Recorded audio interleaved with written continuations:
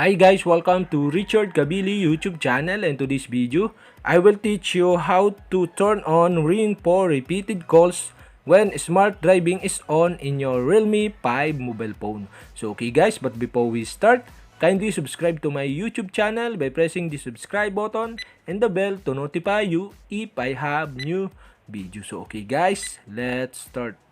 So okay guys, you only have to do is go to setting in your Realme 5 mobile phone.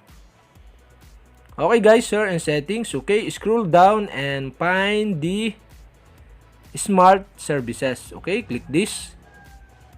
And okay guys, sir, in smart services, okay, you can see the smart driving. Okay, you'll have to do is select smart driving.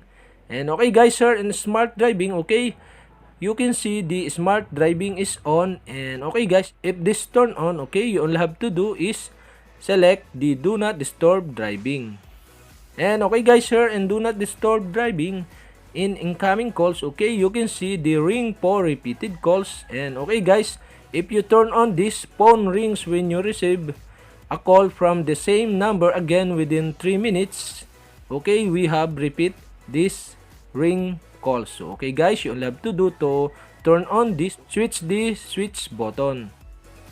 And okay guys, the ring for repeated calls is on when smart driving is on in your Realme 5 mobile phone. And okay guys, if you have a question, kindly comment below. And don't forget to hit the subscribe button and the bell to notify you if I have new videos. So okay guys, thank you for watching.